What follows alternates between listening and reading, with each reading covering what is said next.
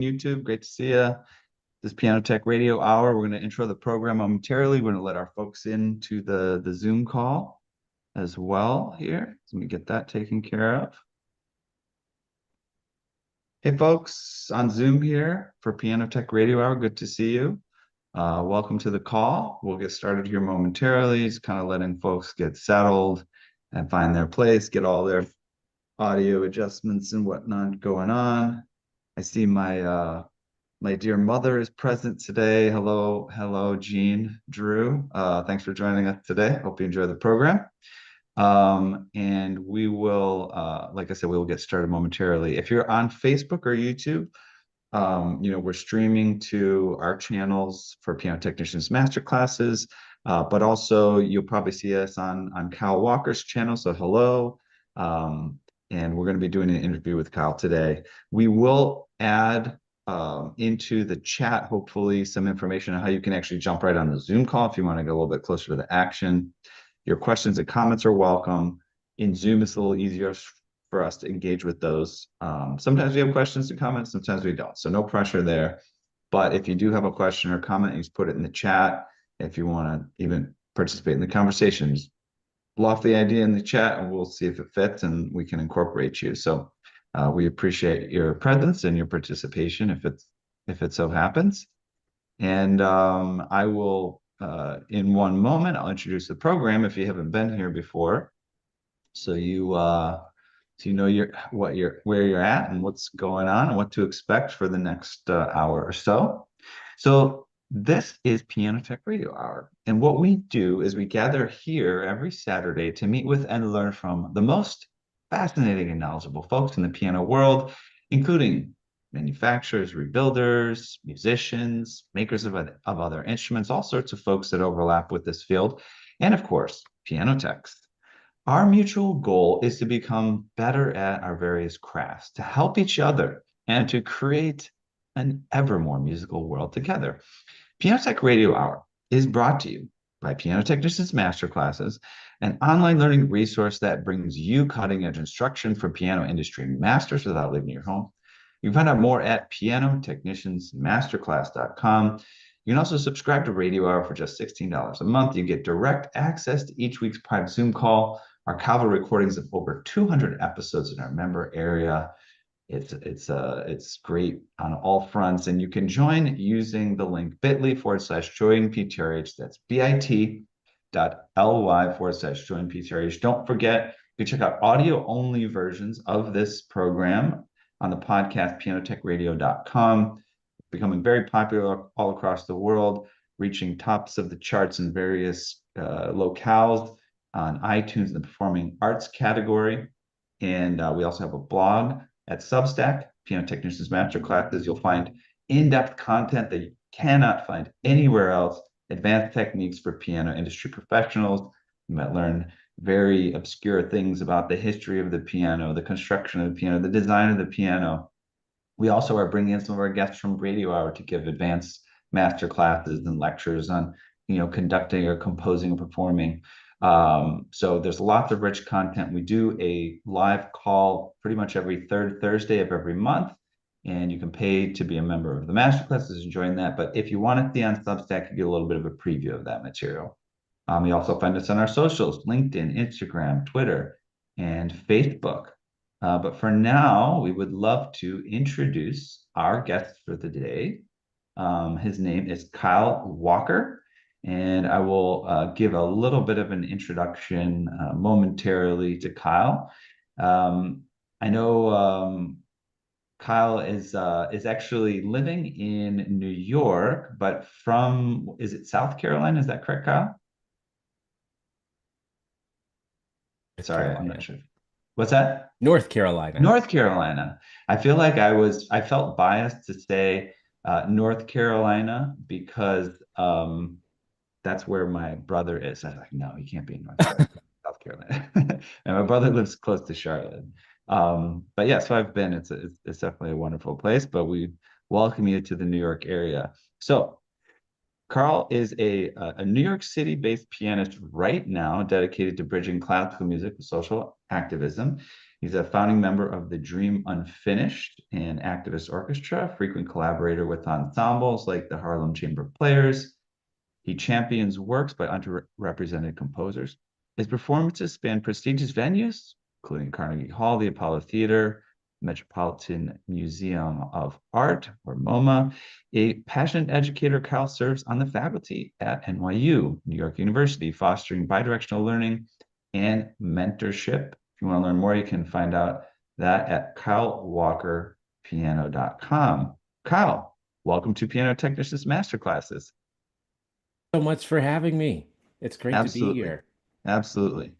And as we'll probably cover during the conversation, um, I have even though I'm currently living in Chicago area, I have a deep connection with New York because I lived there for several years. Also, sort of the academic environment in New York because I did my PhD at the City University of New York. I had several friends that were at NYU studying various topics, as well as the New School where you also studied. So I'd love to cover a little bit of your transplantation from the South to New York City. And let's just kind of start, as I often like to do at the beginning. Where would you first come into contact with music and the piano, and how did that evolve into actually taking it seriously as a career? Wow. Well, thank you so much for having me, first of all. It's Hmm. really a thrill to be in an environment with like piano technicians in particular. So that's a really cool group of people. So I'm glad to be here. So I started playing piano when I was four, I guess 3 or 4. My parents tell me that I was mimicking my sister who is 4 years older than me, but she was at the time learning piano and she was studying with a neighborhood piano teacher. And I was trying to mimic what I heard her playing on the piano. And one day, my mother was on the phone with her piano teacher, and she thought that it was my sister practicing, and it was me trying to practice her music. And so she said, "Well, I usually don't start kids this young, but you can send them on down, down the street." And that's where that started. So I studied with her for most of my childhood until I was in the ninth grade. And from then, I went to the University of North Carolina School of the Arts, which at the time did not have the university in the name. It was a university, but it just was called the North Carolina School of the Arts. Um, and so I did a high school program there, which had a major focus in piano performance. And so I studied alongside college students and graduate students and had a really good look into kind of that next path that could be made as a pianist, like if I chose to take it down the collegiate level. Um, and so I saw many of my colleagues auditioning for conservatories and universities, and I saw that very much as an option for me, but I wasn't sure if that was exactly what I wanted. So from there, instead of going to a conservatory, I went to East Carolina University, which is in Greenville, North Carolina, and I studied piano performance as well as broadcast journalism. And I worked for a little while in broadcast journalism, doing TV news, reporting and producing and editing. And I loved doing that. But I also noticed that a lot of my colleagues were getting very burnt out very quickly doing that. It was also a fairly low paid sort of job for a lot of work. And I liked a lot of aspects about it. I liked the aspect about it where I never knew what every day was going to bring, but I felt very disconnected to music, and at the time I also started studying with a new teacher who lived in New York, and he would commute down to North Carolina for lessons every so often, and I would commute up to New York. And I also started doing a few summer festivals in New York, and so I was just becoming way more inspired in terms of being able to see a path forward in terms of building a musical career. And since I already had a taste for this other job path, and I felt like I wasn't ultimately unhappy, but I was very unhappy in this one sector of my life that was very important. So I pursued a master's, and that's what led me to move to New York. And I knew that wherever I moved for my master's was probably going to be where I set up my flag.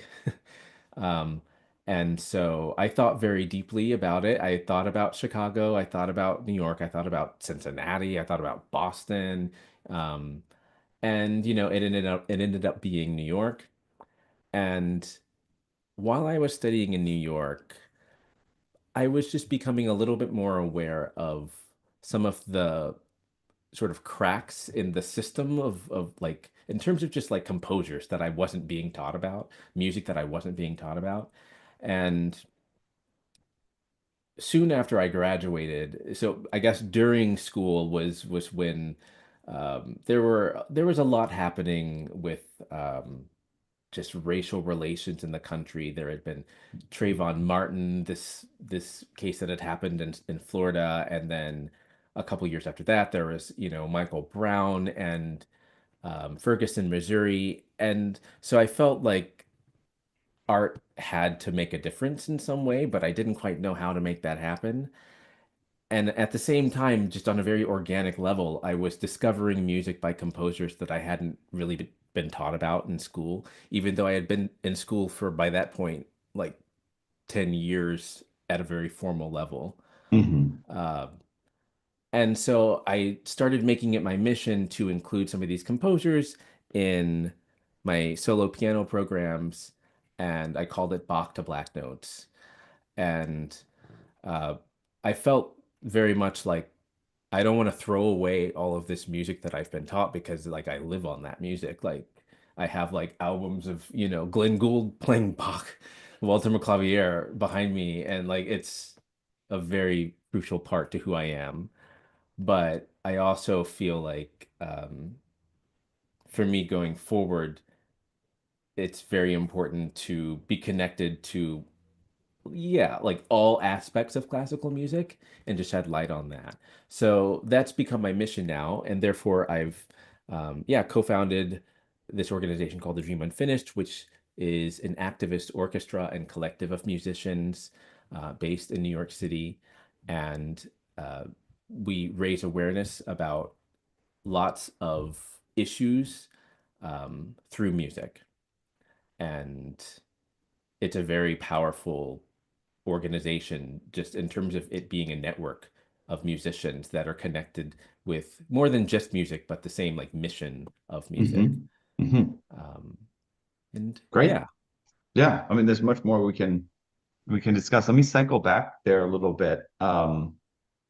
Because that was kind of one of the questions I had for you, wanted to explore more deeply. So, um, a little bit about my context. So, interestingly, I did my first year of university at Lake Forest College outside of Chicago. Just a very small local college, got a nice scholarship and, settled in there.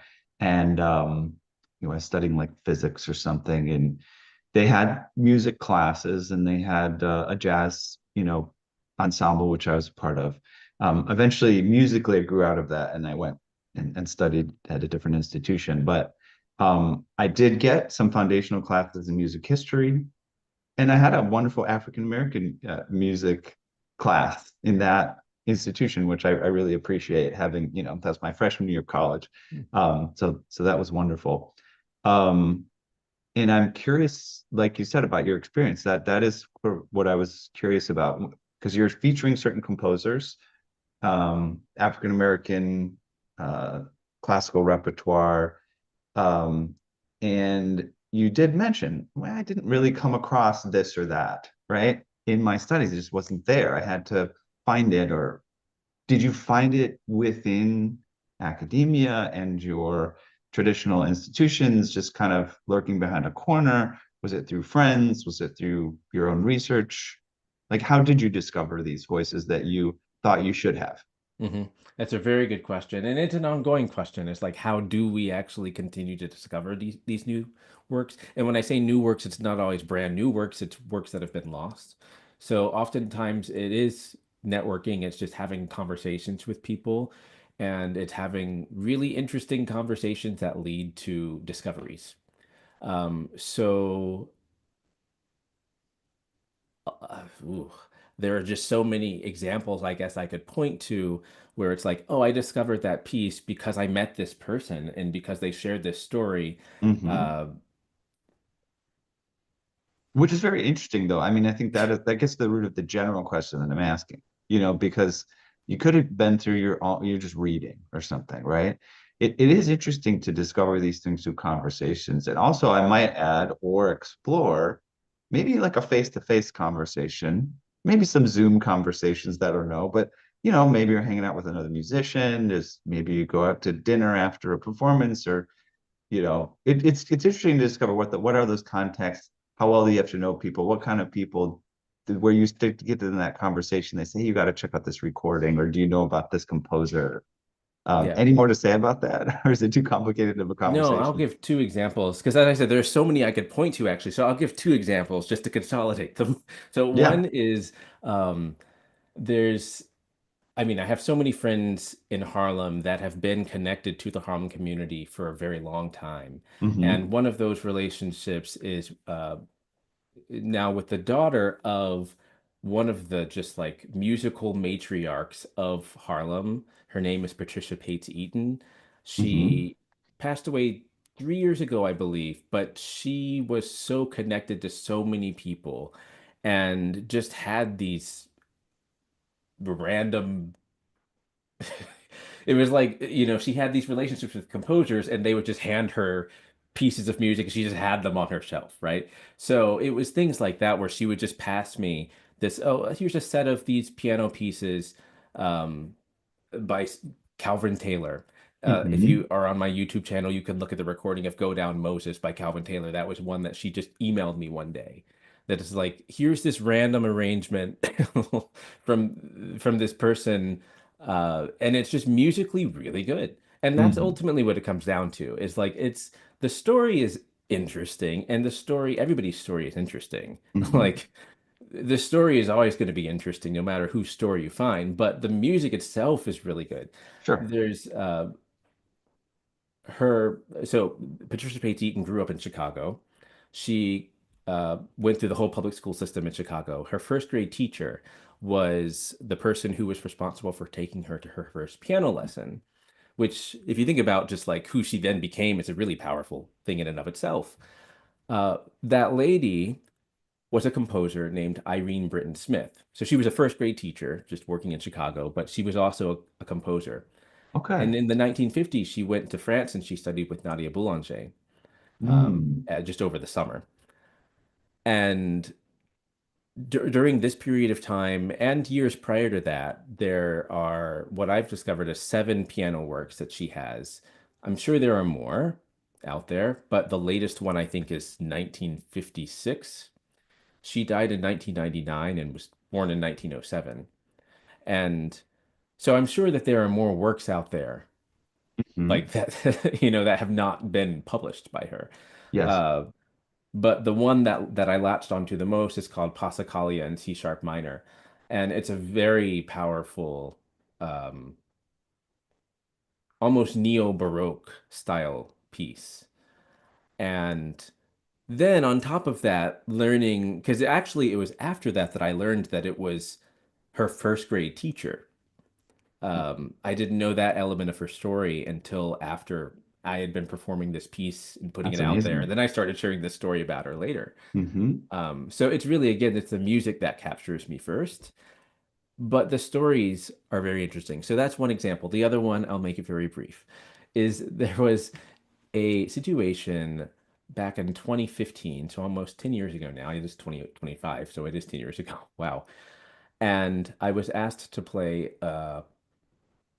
just a concerto reduction of a violin concerto with a violinist who was coming to town to play a violin concerto with an orchestra, and they needed to play it at a smaller venue. And I generally don't even really like to play piano reductions of things. Like it's kind of just like gig work. But I did it, and from that experience, I was introduced to this composer's music named Ignaz Valkalter, and I had never heard of him or his story or his music, but the music was very captivating. And I was like, who is this person and why haven't I ever heard of him? And why haven't I ever played any of his music? So later that evening, I went to dinner with both the violinist as well as the conductor that was going to be conducting later that week. And then there was another person who turned out to be Ignaz Valkalter's grandson. Now, Ignaz Walkalter died in 1940 or 50 something, I don't know, but a long time ago. Um, and this was the first time that I was introduced to his music, but I was also then introduced to this portal into more of his story and more of his music through that story. Because not only was I introduced to his story by his grandson, who was telling me about his grandfather and about how he escaped from the Nazis and fled to New York and had all of these compositions that he had written and was well acclaimed for actually at the time. And then they were just like lost in this attic. And so he, even now to this day, like last week, he sent me another piece that he's just now been rediscovering. Hmm. Uh, and we're on a mission to record all of those piano works soon by Ignaz Walkalter. But that all started from, yeah, taking on a random gig with the violinist and then having a conversation after that performance, who turned Right. out to be with a grandson from the composer. It's like, Yeah. look at this amazing story. Yes. Yeah. So I mean, there's multiple parts of this conversation that highlight the importance of the non-academic side of things in discovering maybe what kind of is the academic, the informal academic side of things.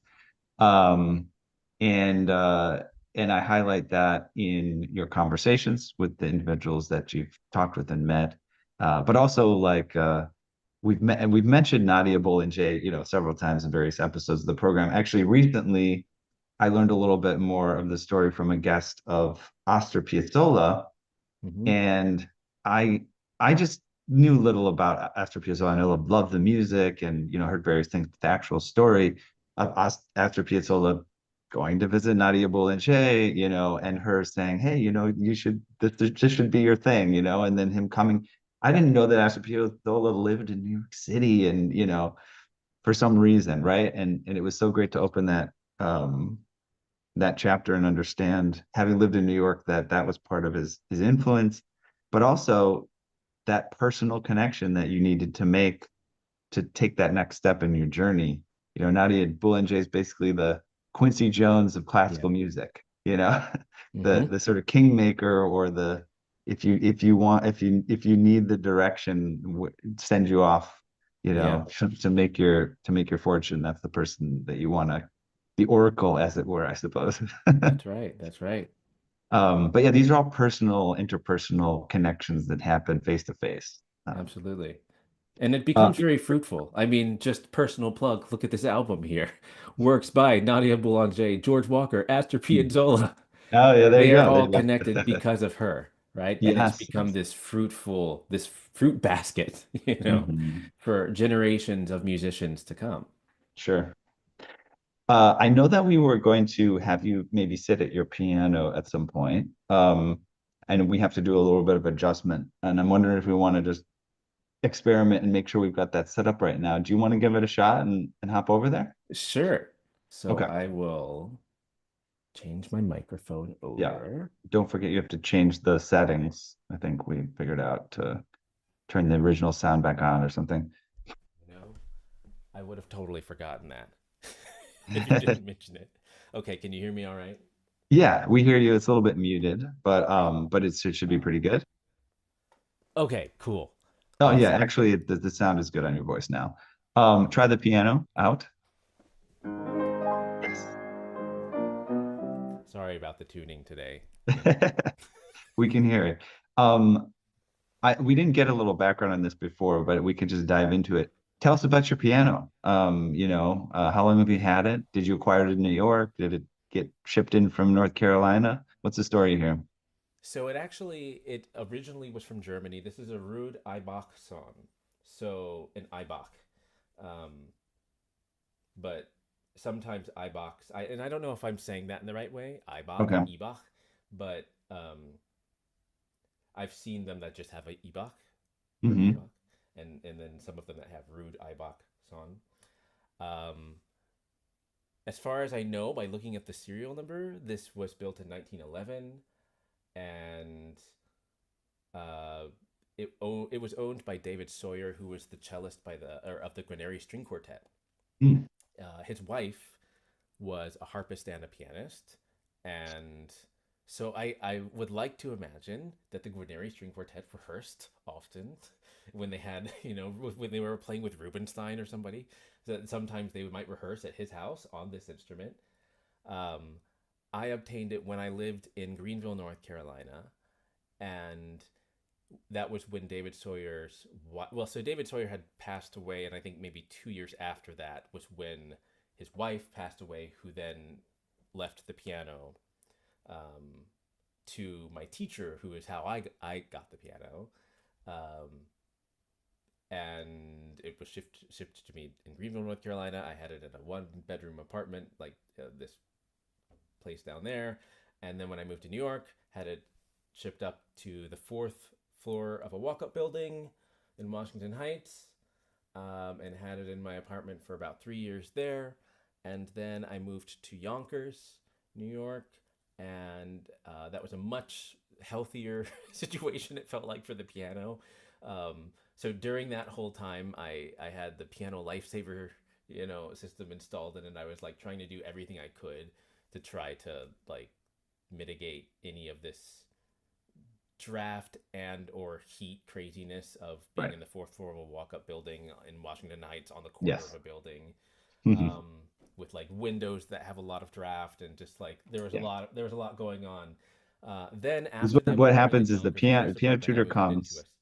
they Sorry. tune the piano. The piano tuner comes, they tune the piano, and they say you shouldn't put your piano there. And you say, well, I can't put it anywhere else. Well, and honestly, my piano technician at the time, he was fantastic, and I wish he could come out here. His name's Steven Erickson. Steven Erickson. Hmm. Um, he's phenomenal, and he never gave me any grief about it. I mean, because he sees so many situations in New York. So I mean, he never made me feel in any way bad about like sleeping under my piano. But Hmm. that's how it was for a while. And after the very nice apartment in Yonkers, um, we moved into the 2nd floor of a house in Yonkers, which was an okay situation, except for the fact that we couldn't actually get the piano up the stairs. Mm. Um, so we had to saw a hole in the ceiling, Holy and we were cow. the first tenants to live on the 2nd floor of this renovated house. And our queen size mattress couldn't go up the stairs anyway. So that was how we were able to convince the landlord to let us like use his sawzall, because he was actually kind of fed up after a point, because we tried once and then the movers had to leave. We had friends that were moving out of a house in the neighborhood just coincidentally, and they let us store the piano on its side in their garage during the month of August for almost 30 days, Mm. um, until I could get that hole bigger in the ceiling. And then it lived there in that apartment for like a year and a half into a little bit of COVID until I moved here. So I actually live in New Jersey. Um, but we bought a house here in New Jersey, and I have this space that I made wonderfully into this studio, so I can teach private lessons really easily. So, I can see the student right there or right there. They can see me from these different angles, or they can see my hands, from here. They can see their music. So it makes it really, a comfortable environment to actually teach in now, also. So that's the story of this piano and how it's evolved into Ah, what it this is is great. I now. love the setup here. You clearly put some work into it. Um, is it presumptuous to ask you to play something or demonstrate something? Do you have anything in mind or? I I should have something in mind, but I did not think about it at all. But I can definitely play something. Okay. Um, I'm gonna play. I don't know. It might be a little loud, but I'll make sure that the sound is not too loud when I play it. But I'll play an excerpt of the 24 Negro Melodies by Samuel Coleridge Taylor, called the Hmm. Bambula, Okay.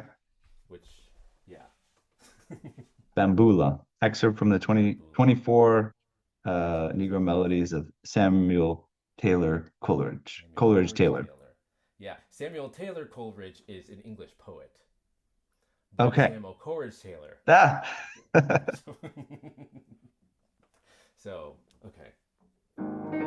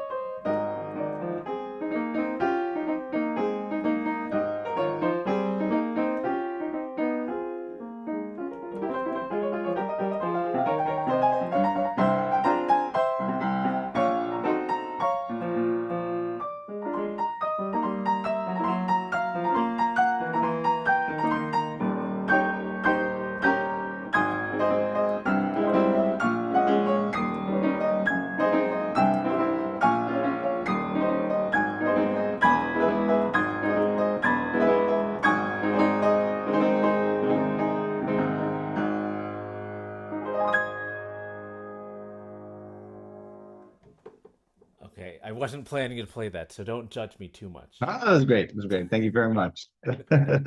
Appreciate it. Yeah. Um, Yeah. I would love to I thank you for taking a moment to share with us, your piano, to play it a bit and to share your sort of wonderful little studio that you set up there for Yeah. virtual teaching and things like that. It's very cool. Well, Well done. thanks for taking the tour with me around here. Yeah. If you want to hop back up on in Yeah. the other from the other screen, we can talk some more. And I want to Okay. talk about this documentary that is in the works, I think, right? Um, and so we talked about maybe showing a clip of it, but I would love some context on that first uh, Well, be- before we get into it, and then we'll check out a little excerpt of this documentary. yeah. So I kind of unintentionally gave a little bit of an introduction to it, or a little bit of an introduction to it in my story about like finding or discovering organically music through conversation.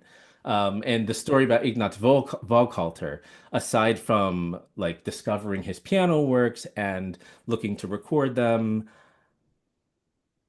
I also discovered something else about his life, which is that he, as I mentioned, he fled from Germany. He moved to Harlem in the mid 1930s. And when he moved to New York, he was looking for a new musical home, musical center, and he looked around and he saw that there was inequality in the environment around him. And he had experienced that. He had fled from Germany because of that very nature. He was Jewish. He was Polish. He felt like he kind of had been stripped, of himself in many ways, and so he took it upon himself, and kind of a lot of other people in the community of Harlem that had a desire to form a group. They formed the first all-black professional orchestra called the Negro Symphony Orchestra. And this film is basically about discovering the story of this orchestra and why it didn't last, why it didn't really make it, and what it's all about. In 1939, they set out to have a performance in Carnegie Hall, and it didn't happen.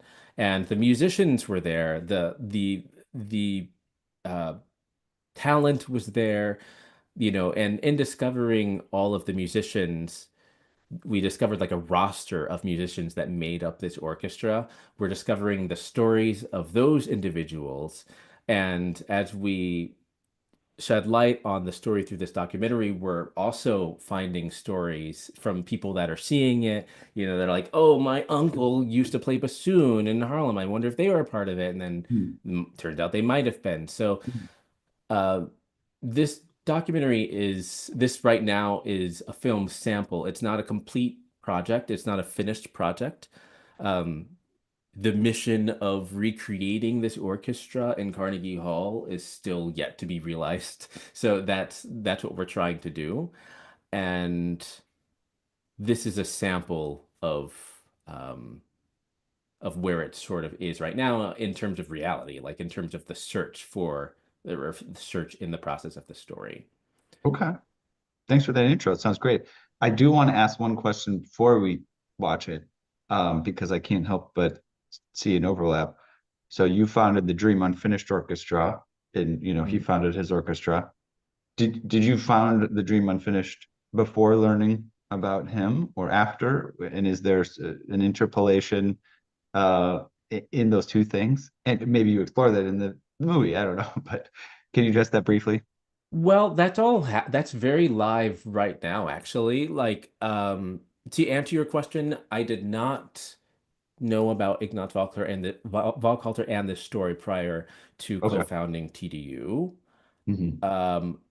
But also the Dream Unfinished is not real. It's not an all-black orchestra, and so it as it serves as a collective of musicians, like it's a source for finding black musicians, but it's not in and of itself a black orchestra. And then there are other organizations, like you mentioned, the Harlem Chamber Players, who I'm also a part of, and that operates in kind of a similar way, in that it's a collective. It's so even if you go to the harlemchamberplayers.org website, uh, you'll see like all the musicians are listed, and they all do individual things. They all have their own individual projects. So in recreating it, I don't, as a organic New York musician myself, don't see a way to recreate it without using the musicians from the Dream Unfinished and from the Harlem Chamber Players. Hmm. In the same way that in the 1930s it would have been people that were probably already doing some things professionally, right? Like doing multiple things. And so this is kind of just another group of what they do. Um, Okay. so yeah. Yeah. All right. Let me pull up the screen share, and we'll kind of just get started on it, and then see where it goes. Make sure I'm sharing the audio. Oh, great. Yeah, so we'll start from the beginning and check out a little sample. Awesome. Awesome.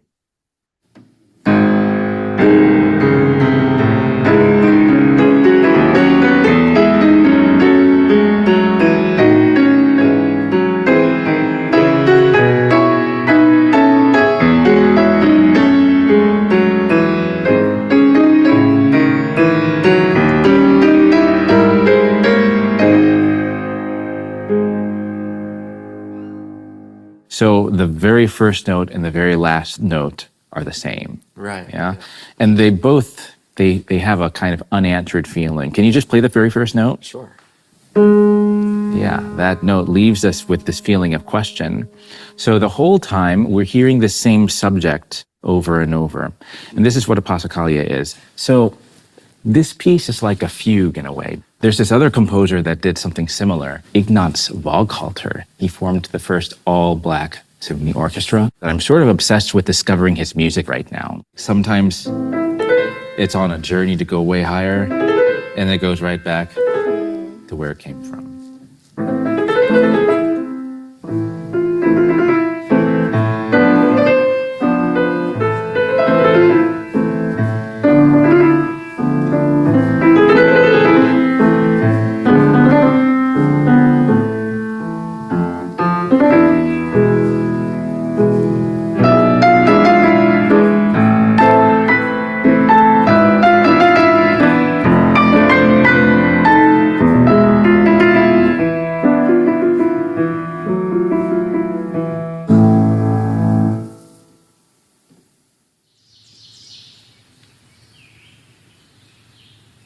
What time is it?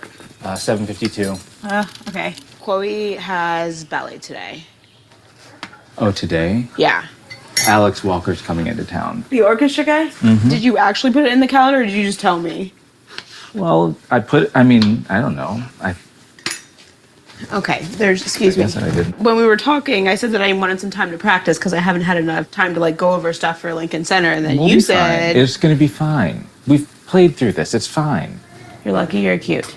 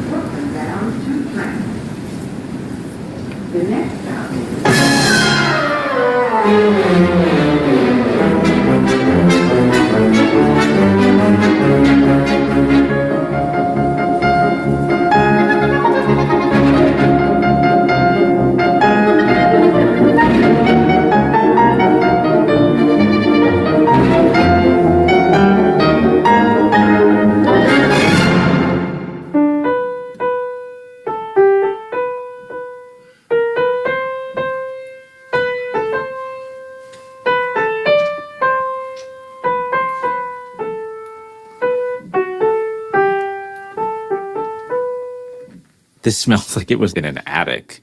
Yeah, nobody knew what this was. All the pages were mixed up. It was literally like putting together a jigsaw puzzle. Does it look legible? Does it look like Well, it was quite a big process to sort it out. And as you can see, on the first page, you have the list of instruments. But then, after that, he doesn't indicate which instruments are which. Suddenly, the harmony appears not to work. And it might be because what was previously the oboe line suddenly doesn't fit. And then it occurs to me that perhaps he's changed to cor anglais and now it's a transposing part in F. Yeah. So there was a lot of detective work. So this all right here is the New World Suite that Waghalter wrote for the Negro Symphony Orchestra? I think it must be. This was clearly work in progress that Ignaz Waghalter was writing. And it seems to me that he's written for a very, very specific group of players. There are all of these stories that are actually written into the music itself. Yeah, we don't know anything about the individuals for whom it's written.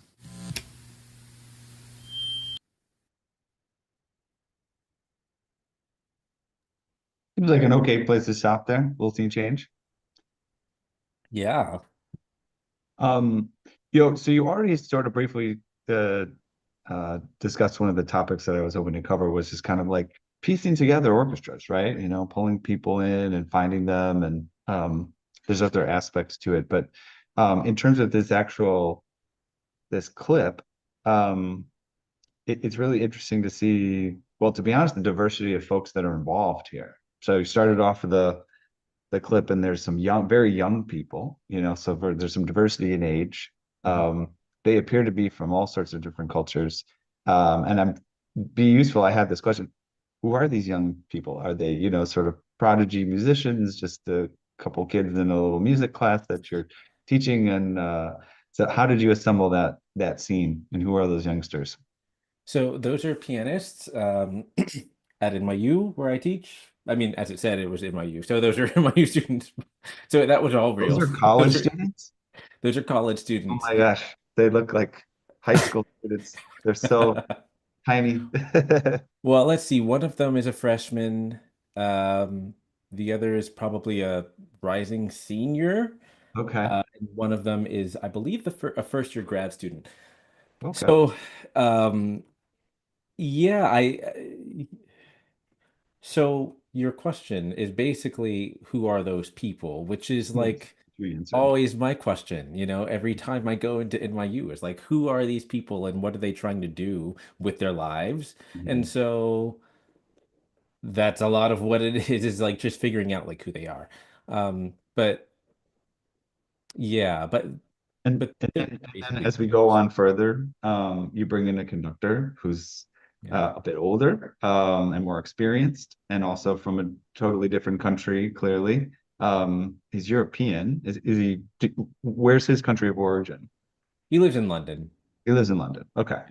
Yeah. And then Yeah. he's talking about Ignaz, who's German, Polish. Polish, right? We mentioned. Hmm. Um, so I kind of really have a strong appreciation for just the pulling together of all these different elements that are so global and historical and across so many domains. It's Yeah. seems like it's And very natural. It's not necessarily intentional, but I appreciate it.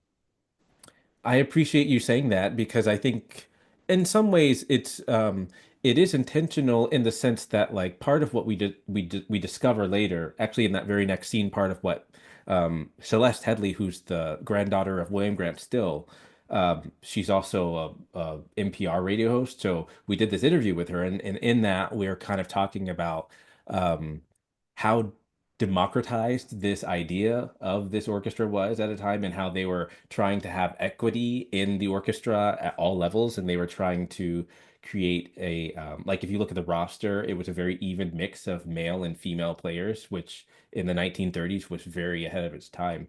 So yes, it wasn't designed to be that way in the sense that like we didn't like start out like to get these particular people to play these roles necessarily, but I think the overall mission is to show the diversity of it all. Like it isn't just this polarizing like white side or black side of classical music, but it's this all like inclusive worldly thing that does include all these different worldly elements and what was happening at the time, right? With World War II. Like, so there are clearly a lot of different elements just in uh that one angle of it in and of itself. So, there's so many things I feel like we could have talked about it, and I feel like I've gotten to touch upon all of my little pet ideas. One thing we didn't talk about, we'll go for a few more minutes and we'll start to outro, but is that you have this concept, which I don't think we actually got to mention yet for the listeners and viewers, of sort of a bi-directional approach to learning. And that's a nice segue from, viewing that scene where you're teaching. In that particular case, it seems unidirectional. You're showing them about music. So I'm curious how and where and when you've intentionally and unintentionally encountered this, where you're sort of like trying to flip the script to traditional education and have the educator traditionally who are the educators learn something from traditionally who are the students. Where do you see that happening? Yeah, it happens organically. I mean, as you and actually NYU does a great job of this in and of itself because of the design of the curriculum. I did not go to NYU, but just seeing the way that education is, yeah, bi-directional by design in that institution is really inspiring. So for graduate students who obviously are going there to learn, they also are teaching. They have a studio of students, right? So there's that element already baked into the equation. But I know for myself, uh, when I started to teach, which was when I was pretty much in grad school, I was starting to teach and get my feet wet in that area. And I mean, now I feel like I teach like so much or I have taught so much it's just like it's insane and so when I say that I feel like what I'm really saying is that I've learned so much Mm-hmm. since I've started teaching. Like Mm. when I'm saying that I am not saying I have become such an amazing teacher over all these years. Like maybe I can help people in a more efficient way than I used to. I hope that is the case. And maybe I can give like advice that people need, like right on the head, right when they need to hear it. I hope that that is, something that as a good coach I'm able to provide. But um, every lesson I'm discovering more of myself, whether it is the type of music I might be suggesting to somebody or a type of technique that we're talking about in terms of the physicality of playing the instrument, or if it's about the selection of the instrument itself, which happens like so many times. I mean, yesterday it happened at least twice, where I'm like advising a student about, their next step of moving up to another piano or just getting an instrument to practice on in general. Mhm. Um, and there's obviously so much to learn consistently in that area too. So it's, yeah, we are in the field of education, I think, all of us in some form or fashion, even if we don't realize it. Yes. And I suppose the last thing I want to touch upon, and again, we did touch upon it briefly, but it's close to me, so I want to discuss it. So again, I lived in New York for several years. We still have a connection there of a piano tuning company in New York City, Floating Piano Factory. Um, and a number one, NYU. I mentioned that I studied at CUNY, and I guess I did mention I think also had some people connections at NYU. What a wonderful institution for you to get to be involved with. I mean, the campus is so beautiful. Washington Square Park. Oh, it's like my favorite place in the world. um, just to have I have to walk across Washington Square Park to get Right. from one class to another. Oh, that's amazing. Um, and then you also mentioned, you know, living in Washington Heights, right, which is northern sort of New York City. That's, and then Yonkers isn't New York City, but it's kind of like, okay, you're about as close as you can be to Harlem. Yeah. Um, and so what I wanted to get is a more explicit question of you being a transplant from North Carolina, intentionally, like you said, you very intentionally thought, I'm going to be in New York, I'm going to study there, and I'm probably going to stay there. You're not like a part of, New York. It's a part of you, you're a part of New York, you're part of the musical culture of New York. You're more steeped in the historical context of New York culturally, in terms of music and musicians and so forth. Um, I just love to hear a little bit more of your perspective on that, what kind of situation that is. And I guess you foresee yourself living there long term. Um, and also I guess throw in a little bit about if and how you maintain connections to North Carolina and your sort of geographical roots. Great questions. So I one of the reasons that, I mean, everybody who's transplanted to New York has chosen New York and chosen to stay in New York is probably because of, in some nature, of the diversity of it, whether that means in terms of the diversity of the people or the food or the way you can get around, or there's just lots of ways you could take that one word. So that aspect keeps it very much alive, something that's always growing and there's always possibility. Um, there's always fertilizer in the air, in New York. There's always somebody who's of interest to something that you're interested in as well. And Mhm. so I love that aspect about it. But I also I do stay connected to North Carolina. My parents don't live there anymore. They live in Florida. My sister lives there, but she doesn't live where I grew up. Um, so I do go back there at least once a year, if not more than once a year, to at least see her. And I try to slip by and see. I mean, I try to see my first piano teacher, who's still teaching, as at least at the time of this video, I believe. But my goodness, like she was a retired teacher when I was studying with her, and she's still teaching. Um, and one way that I also stay connected is through a few students who live in the area. And like, how do I do that? Well, I teach remotely. So a lot of my students that I teach privately are not in this area. I have a few students, one in South Carolina, one in Texas, a few in North Carolina. So they're spread out. Um, which is also there's a whole nother can of worms, I guess, that we could get into that we don't have time for about like how do you teach when you're traveling on the road? Because like I that's one thing that is very nice about teaching remotely is like there's a quality that you can obtain, I firmly believe, but there also is a flexibility that can be obtained that cannot be when you're only meeting in person. So like I travel with a foldable keyboard like in my suitcase, and in my hotel room I hook it up to a VST and it sounds amazing. Um and it's super lightweight to carry this like 14-pound thing in my suitcase. So like that's a whole nother can of worms in terms of like how we keep the relationships with these places we've been in the past. Um, but North Carolina is very still much a connection to who I am. Okay. Well, we're reaching the end of our time here. So I appreciate you sharing that and everything you shared today. It's great to become connected with you and learn more about your story and what you're up to. Um, Before we kind of outro, would you like to send the viewers, listeners anywhere, a website, social media, a project? Of course, the documentary is coming out. Um, Final words of wisdom or commands. What do you have? What would you like to share last? Oh, well, I'm nobody to command anything, so I'm not going to do that one. But I, but I'll ask people if they're interested in learning more about me or following more of what I do. Go to my website, which is kylewalkerpiano.com.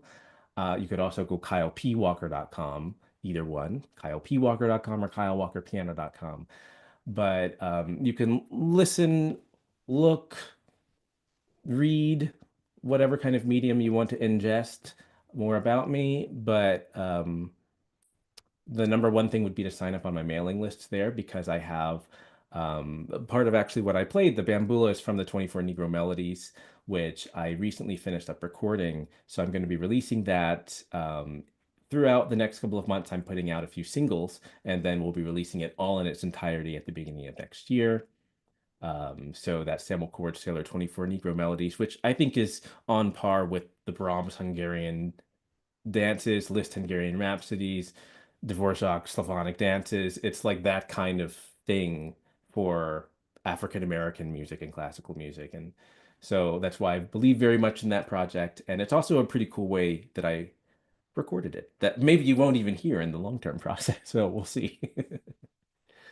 Wonderful. Okay. Cool way you recorded it. So wait, what is that? What is it? What is the cool way you recorded it? It can't leave us hanging. I know.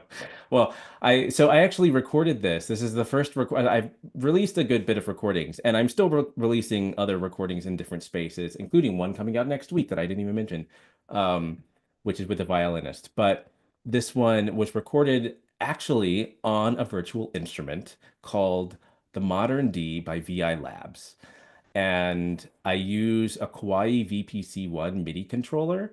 And I know this is controversial in the topic of piano technician, so I'm curious how the world will receive it because the world already receives a lot of it and doesn't know it, right? But um, it's always been a challenge to produce real, quote, real classical music, serious classical music, in that way. And I think we reached it, and I don't know, the results will be telling. So I've been doing a lot of tests with people, blind tests to hear one that was recorded in a real concert hall space or in a studio space or at my right here next to me space. And so we'll see which one comes out sounding the best. All right, you'll let the cat out of the bag. Thank you for sharing.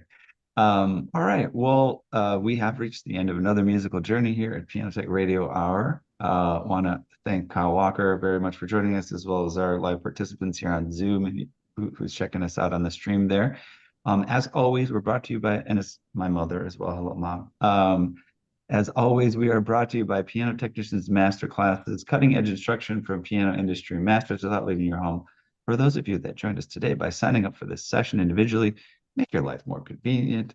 You can subscribe to Piano Tech Radio Hour. It's just $16 a month. You get the recording of today's session independently, as well as automatic registration for each week's new session. You could sign up at bit.ly/join PTRH, bit.ly/join PTRH. Don't forget about the podcast, the Substack, social medias, LinkedIn, Instagram, Facebook, Twitter. Go to our website, pianotechnicianmasterclass.com, and subscribe to our newsletter so you can get all kinds of updates about the upcoming sessions and what's going on in our master classes. All right, everyone. Thank you so much. Thank you, Kyle. We'll see you again next week.